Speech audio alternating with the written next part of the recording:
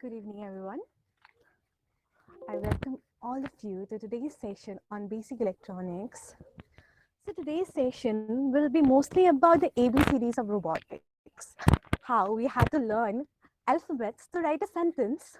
We have to learn about basic electronics equipments, things, so that we can make a successful robot. So, our session will be about it. And I think we are ready to start. We have we almost have, I guess, 40 participants. So I think we can start. I'll hand over the event to our technical team.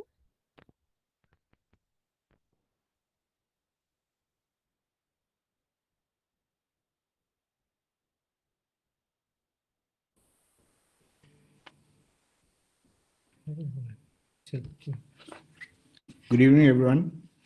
Am I audible? Yes, you're Yes, you audible. are. So good evening, everyone. My name is Chiranjeev Goswami, and let us start with the basic electronics session. So firstly, as you guys know, that the most important thing before we start making any robot is its primary connections. And for that, the breadboard is the most essential component.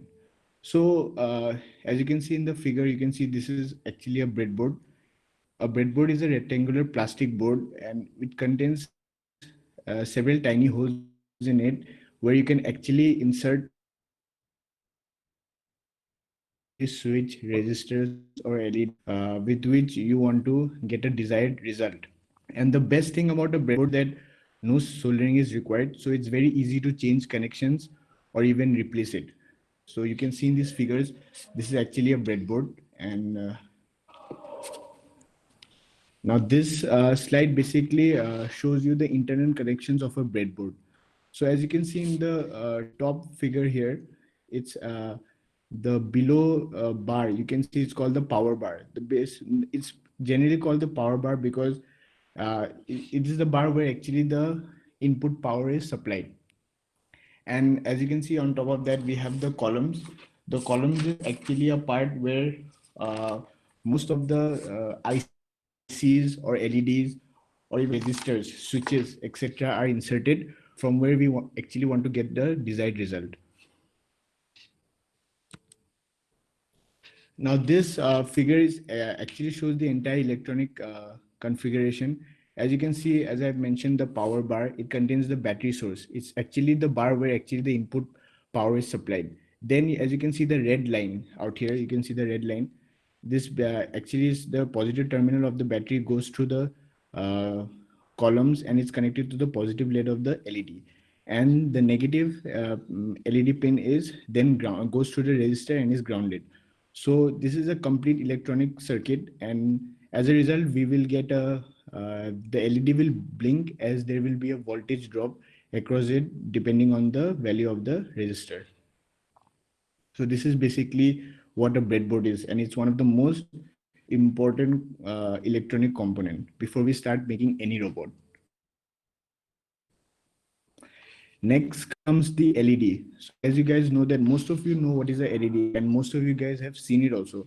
So LED, I don't have to introduce it much. It's basically a light emitting diode and it's based on the principles of electroluminescence. So what happens is that when a suitable voltage is applied, the electrons recombine with the electron holes and it releases energy in the form of photons. And as a result, you can see the light blink, the LED will blink depending on its color. So next, is basically used many times. It's a resistor.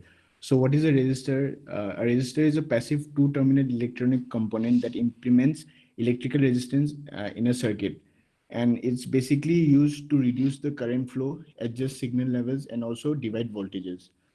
As you can see here on the top figure, it's basically a color code. So a resistor has several bands in it, and depending on the number against these colors, we can determine the actual resistance of the resistor. So this is how actually a resistor looks like in life. Now, this is most important. These are called ICs or integrated circuits. So it's basically a small chip that can function as an amplifier, oscillator, timer, microprocessor, basically like a computer memory. And an IC is a such a thing that it's like a wafer which is made of silicon, and it can hold hundreds and millions of transistors, resistors, capacitors, and it's extremely small, but it can do a lot of work, and it can store data using either digital or analog technology. So this is an IC. So you guys who are from electrical, it's very familiar to them. Now here are the different forms of ICs. Like we have a lot, several ICs. Like we have the 70. Like what is IC is that it contains several transistors, and these transistors can be placed in such a circuit and that it can form several gates. Like for example, the first ones, it's a 7400 transistor. It consists, several NAND gates are incorporated inside this IC. Then we have the 7408 IC. Similarly, this IC contains several AND gates which are incorporated and this IC is made. Then we have the hex 7404 IC. This IC has NOT gates. You can see that. Now the difference is that AND gates and NAND gates, they have two inputs and two outputs, whereas the NOT gate, it has a single input and a single output. So this is just the basic. Then we have the IC, 7432 IC. Similarly, this has several OR gates. Now I will hand you over to Samiran, who will further continue this session. Okay. Good evening, everyone present in the session, and thank you, Chiranjeev, for the brief explanation. So now I'll continue. Excuse me, am I audible? Yes, you are. Yes. Okay. So I'll be continuing the further session. Before continuing, I would like to ask all the students who are present, have anyone done any projects of their own? Like, is anyone there who is interested in doing hobby projects? Like they have seen an IC before, or they have played with the breadboard. You can be it's okay. You can just tell it's a yes or no. Can you please turn on your mic and say, have anyone done that before? Class 12 practical we have done. Class 12 practical. Okay. What is your name? Saurabh Saha. Okay. Saurav, now can you tell me what did you make?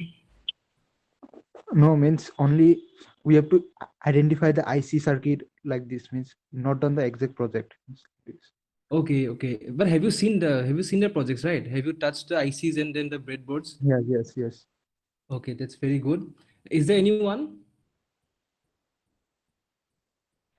Sir, even I also the same experience as Saurabh had said. We have also gone Okay. through practicals and yes, same as similar with Saurabh, sir. Okay. Now, do you guys follow any I have, YouTube? Yes, yes.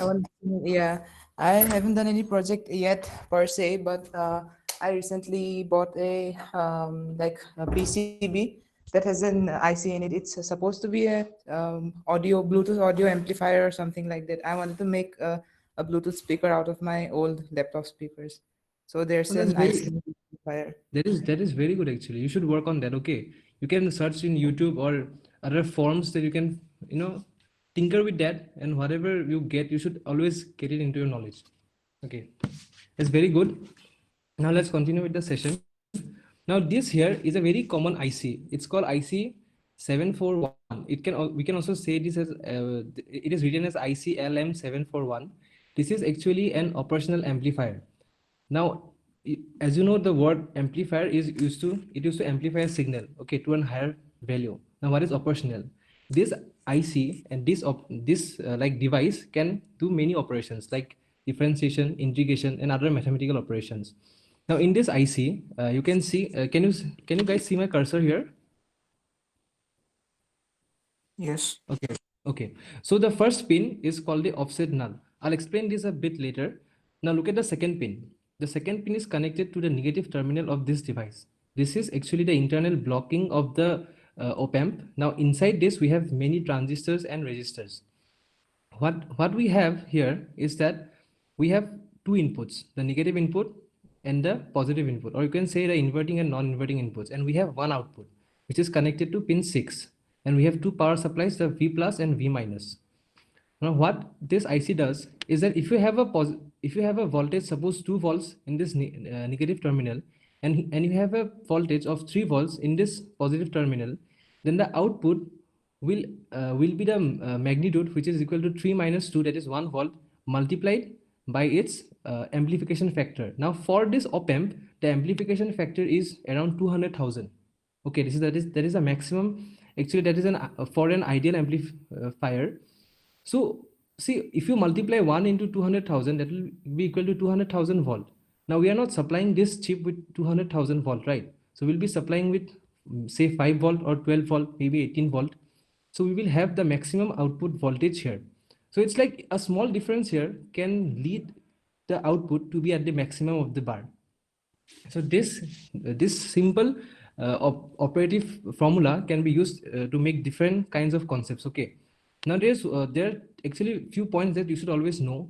In this IC, we don't have any current flowing in this negative terminal or the positive terminal. Okay, and the output will be the difference of these two inputs.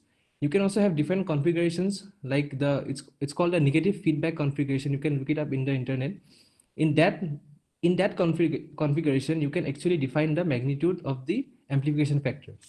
Okay, now moving on to the next IC, we have the IC 555. IC 555 is one of the most common and vastly used ICs ever built. This IC can have different modes. Okay, now it has 8 pins. The first is the ground, trigger, output, reset. Then fifth is control, threshold, discharge, and VCC. VCC and ground are the positive and negative pins. Trigger and output pins and these other pins can be used to have different configurations of timer circuits. Now this IC is also called actually timer, because in most circuits it is used to oscillate some things, or to turn on a device for a single amount of a specific amount of time. Now the IC 555, the most common use of IC 555 configuration is the astable multi-vibrator. The astable multi-vibrator is used to generate square waves, which whose time rates, the T1 and T2, you can define using the values of R1, R2, and C1. This C2 is used for some other purposes, but we don't need to know here. The C1, R2, and R1 are used for defining the form of the output wave. These are the formulas. If you guys like to work with this IC, you can look it up in the internet, or you can also find here the frequency is given by 1.44 divided by R1 plus 2 R2 into C. Now suppose we take resistors as R1 and R2, we take it equal to 1 kilo ohm, and the capacitor is 0.1 microfarad. Then if you do the calculation, you will find that the output frequency will be 4.8 kilohertz. Okay, and it will have a 66% duty cycle. Now what I mean by duty cycle is that, suppose it is turned on for a amount of time t, then the 66% of the time it will be turned on, and the rest 33% it will be turned off. See here, you see the signal is from 0 to 1. In digital electronics, 1 means it is turning on, right? So once it is so what this IC will output is that it will have a 1 value for around 66% of the time. The time will be equal to 1 by f. The frequency is 4.8 kilohertz. So you can do the calculations and find out the time, or you can put different values and try to find 1 hertz also. Okay, now we look at sensors. In this discussion, we'll be covering 3 sensors. The first sensor is the infrared sensor. The second sensor will be the sound sensor, and the third sensor will be the ultrasonic sensor. Okay, now you can see a sensor converts a physical phenomena into a measurable analog voltage, or sometimes a digital signal converted into a human readable display or transmitted for reading or further processing. Sensors are mostly used by robots, or it can be used in as simple things as a clock. Like the first sensor that I ever found out in my home was an LDR sensor, which is called a light detecting resistance, which I saw inside my wall clock. Because see, my wall clock used to turn it used to have a music at every hour. Okay, every 12th hour, like in the 12 of noon and the 12 afternoon, like it would have a music. but we don't want that music at night, right? So if my lights are turned off in my house, then the music will not be turned on, so that we don't get disturbed. Second, yeah, so first we will be discussing infrared sensors.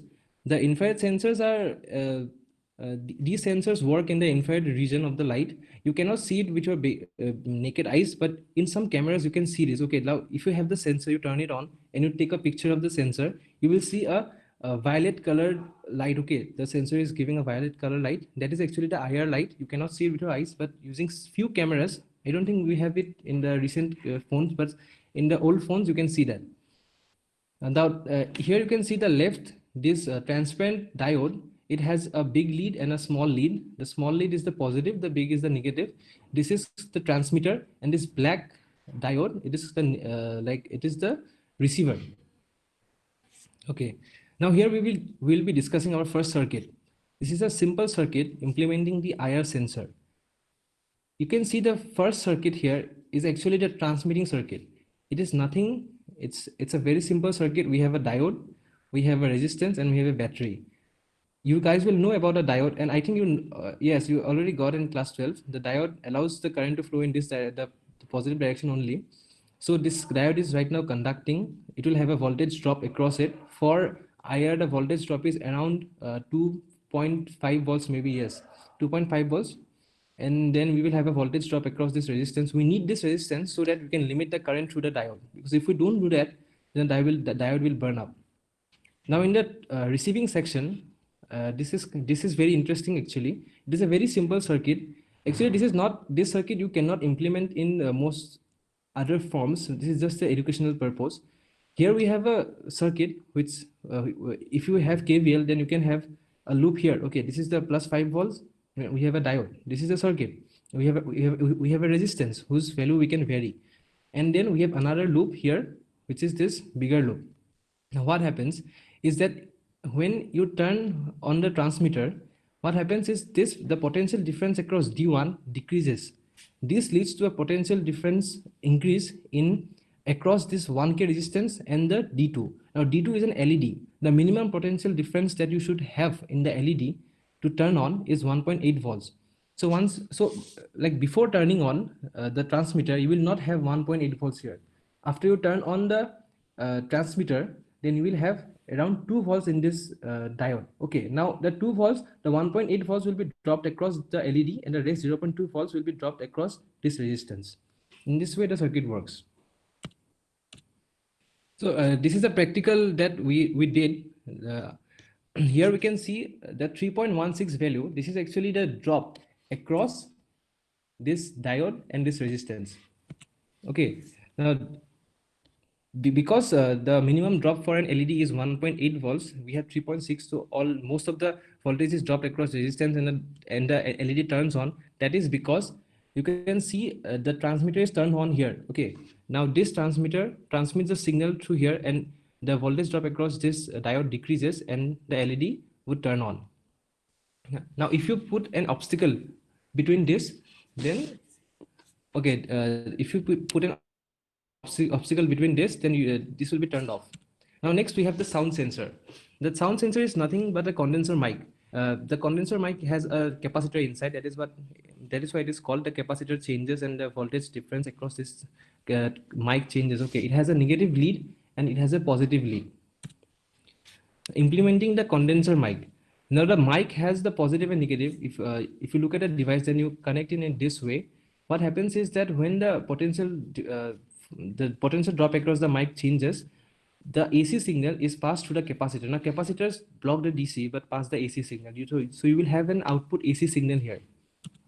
Now this output AC signal is implemented through the op-amp. As we have discussed, the op-amp is an amplifier. So this small signal is amplified into a large signal, and you can have an LED to turn on. So once you clap or like shout, you can see the LED turning on. Okay, so that is called the sound sensor. Now we have the ultrasonic sensor. Ultrasonic sensor is a very complex sensor. You need a lot of studying to know exactly what it is. Be is covering very basics. An ultrasonic sensor is an electronic device that measures the distance of a target object. Now this sensor is mostly used by common hobbyists for making object detection robot or object avoiding robot, this kind of things. This sensor looks like this. We have two like eyes type of things. We have the transmitter and the receiver. What happens is the transmitter echoes ultrasonic signal, and then uh, it uh, it emits at the object, and the object emits it back into the transmitter receiver. Okay, the characteristics of the sensor: the operating voltage is 5 volt, the current is 15 milliampere, the frequency is 40 kilohertz, maximum range is 4 meter, minimum range 2 centimeter, and then we have a trigger input signal which is 10 microsecond. I'll discuss about this. Now we here we can see we have VCC, trigger, echo, and ground. The trigger is actually a very important pin, and the echo is a very important pin. Echo pin produces a pulse when the reflected signal is received. Okay, now, if you see here, it all starts when a pulse of at least 10 microsecond is in duration is applied to the trigger pin. In response to that, the sensor transmits a sonic burst of 8 pulses at 40 kilohertz. This 8 pulse pattern makes the ultrasonic signature from the device unique, allowing the receiver to differentiate the transmitted pattern from the ambient ultrasonic noise. Applications you can see used to avoid and detect obstacles. It can also be used to measure the distance of ranges, can be used to map objects surrounding the sensor.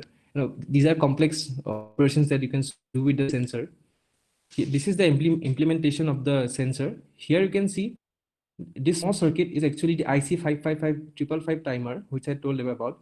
It is implemented at 4.8 kilohertz. If you take 1 kilo ohm resistance as R1, R2, and 0.1 microfarad capacitor as C1. Now, this frequency is enough to trigger this sensor. So once you have the output at the trigger, the echo pin will give the output as a variable voltage depending on the distance or the object you keep in front of the sensor. So you connect that with the multimeter, then you can change the distance and you can see the different voltages. And this is the circuit diagram. We have this IC 555 configured as the A-stable multi-vibrator, which we discussed. The third pin is out and it's connected to the trigger, and the echo pin is connected to the voltmeter. Okay, so thank you everyone for attending the session. If you have any doubts, you can ask, and then we have these are the links that you can check for further knowledge of the topics that I have discussed here. Do you have any doubts? Anyone, you can ask. You're free to, yeah, sure. Do you teach about Arduinos and all? Yes, we will be covering Arduinos in further sessions, of course. Yeah. Yeah, we'll be having some guest lectures probably for who are like really specialized in this field in the industry. So we'll be having more practical knowledge about those Arduinos and other technologies. So we'll be covering it up in the future sessions. So please like tune in for those. And in this session, if you have any doubts regarding to any electronics components or you want to know anything about those, you're like free to ask about them. Now is the time.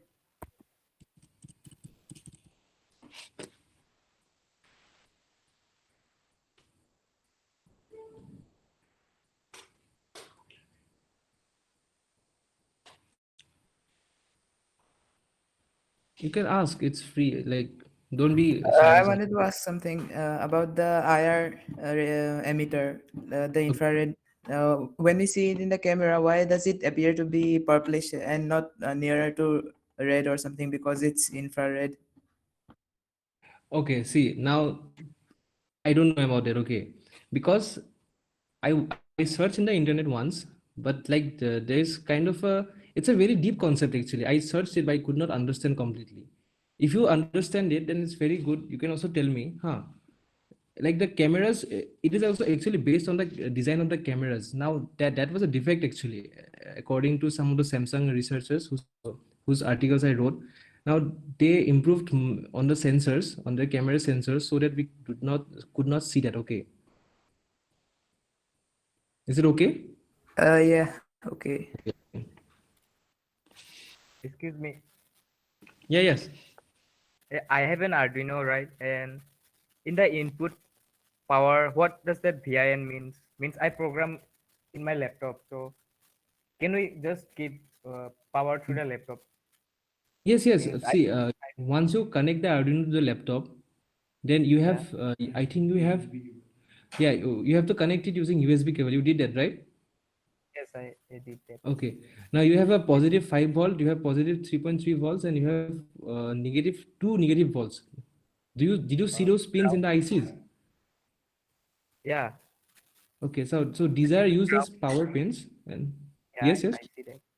Yeah, you see that, right? these are Now, are yeah. you working on some project? No, I just have servo motors and LEDs, so I just program them to blink in Okay, to some blink various. the V in. See, V in can refer to many things in a circuit diagram. Okay, it Oh, can be actually the power supply, or it can be the input to a specific pin.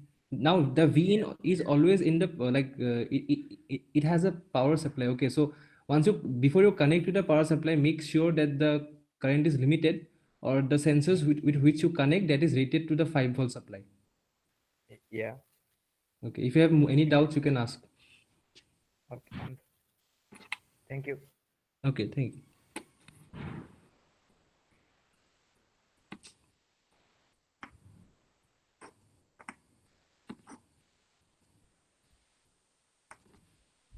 Okay, if yes, yes.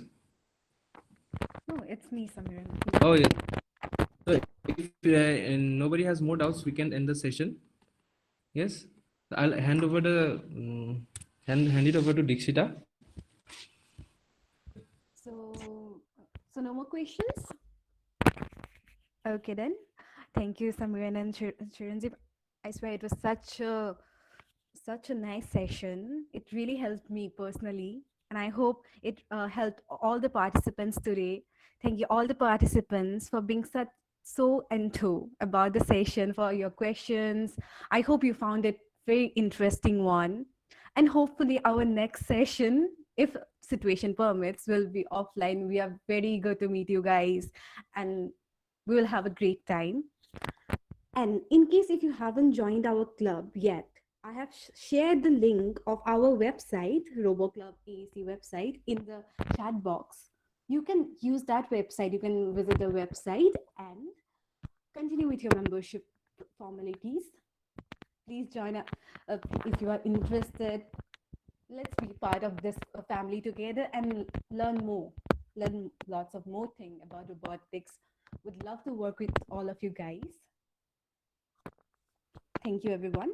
You can, Thank I you. have shared the link of our website. You can copy it and do the procedures. And I'll be also sharing the same in our group. Okay, Thank you, ma'am, everyone. we'll definitely go through it.